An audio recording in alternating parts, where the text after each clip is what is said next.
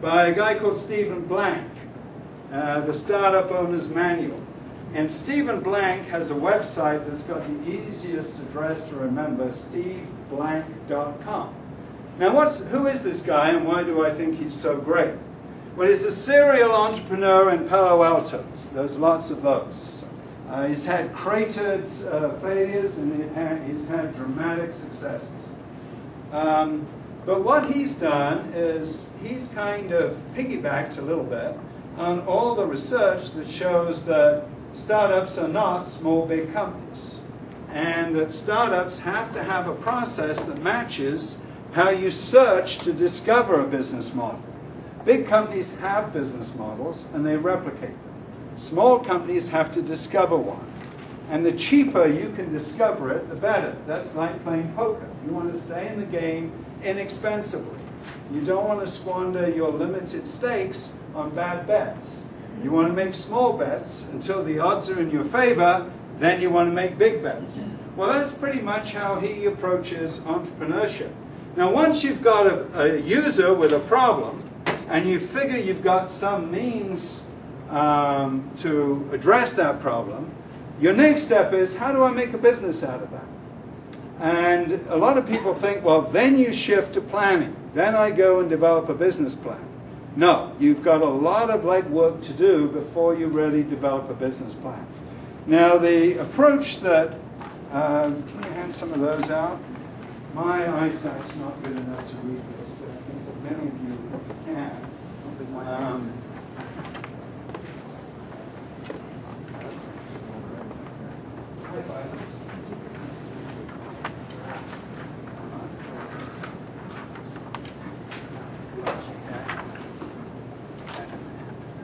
Now, this diagram is called a business model canvas, and it's developed by Alex Osterwald, who's from Switzerland.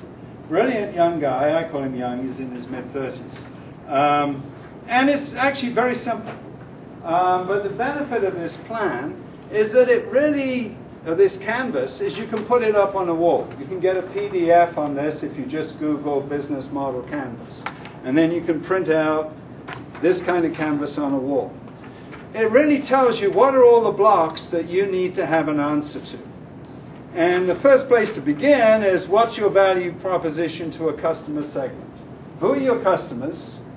Don't say what we see all the time in the angel fund, this is a $600 billion market, we're going to get 2% of it. That's just fantasy talk.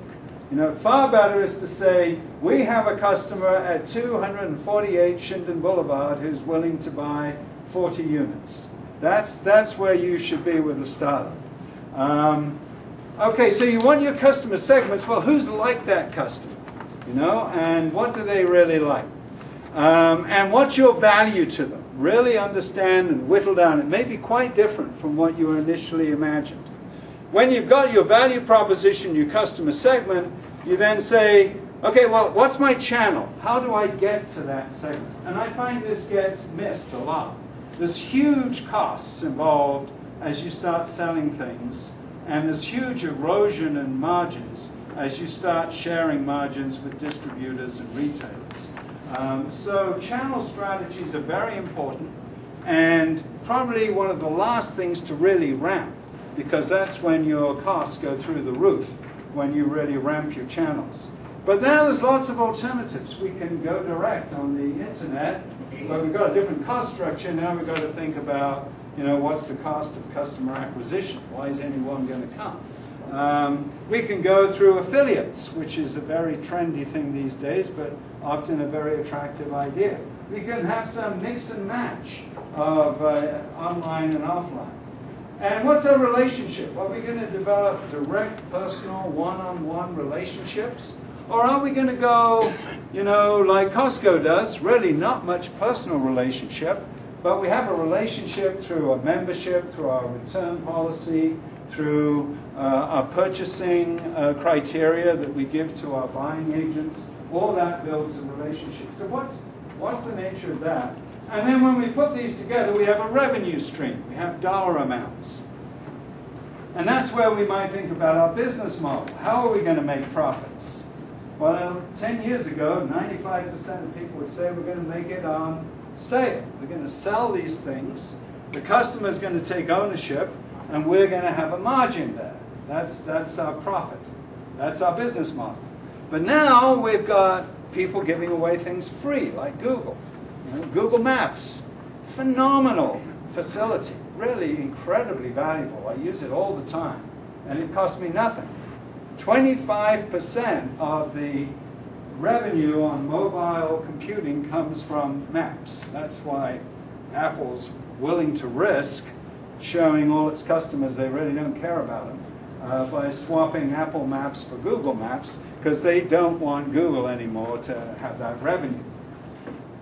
You should really study European history if you want to study business. It's much more reflective than American history.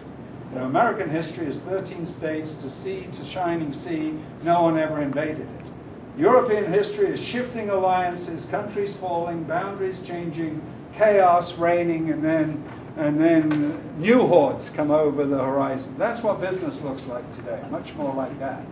And then you work back on the back end, and you think of key activities, key resources, and key partners. Now, there's a lot of creativity that can go into this, and it often gets underutilized in terms of where we put our mind. I knew Steve, 35 years ago, 30 years ago. He was a young HP control engineer working down in a shack by the river, basically, down in Garden City. He had a wood stove and a one-write checkbook, and he had 0 defects next door that could make things. Okay, so what are his costs? Next to nothing. He's got a salary, he's rented space, he's not hired anyone. He brought HP people in at night and the weekend to work on his projects. Incredibly creative, very appealing to my Scottish values. You know, try and be creative in not using cash. You know, we've all got this Silicon Valley venture capital idea. Here's my plan. Now I've got to raise $5 million because that's what I need for my plan. Try and figure out how to be creative to do something really cheaply. Think about, and what I love about Steve Blank's model is he says, get the minimal product to market. That's like a prototype. Great designers work with prototypes and get feedback. So what's the minimal definition product you can get to market, the cheapest, and then learn and learn and learn from doing that.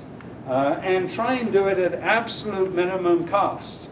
Fire anyone in the team who says, first we have to have a $10,000 logo, and then we have to have, you know, a building in a prestigious part of the city that's going to reflect our position and our status. Keep firing those people until you're down to someone who just wants to deliver a product to a customer. Because that's when you can start calling yourself a business person, is when you've got someone who's parting with cold, hard cash. Now, the way Steve Blank does this, and he's been teaching this startup program at Columbia, Stanford, and Berkeley, that's all prestigious. Even more prestigious, in my view, is the National Science Foundation. I've now said anybody who gets a science commercialization grant has to take his workshop, because it's basically hypothesis testing. He says, fill this out with Post-its. And then he says, every one of these is a guess, right? Now, how do you manage risk? You manage risk by turning guesses into a verified business plan at the lowest cost. That's how you manage risk. And his motto is, get out of the building. The answer is never in the building. Talking to each other will not get you this developed. It will get developed by getting out of the building and testing it with customers. So you've got to verify your business model before you really seek investment. That's the best advice you can ever get, I think, with entrepreneurship. You'll save an awful lot of money, and you'll have an awful lot of cheap trials. If you go to the business plan model, and you'll start believing your own plan and believing you have to have that money and you can't lose on it, and most of them do lose on it and come back for more money, and then that's much harder to get.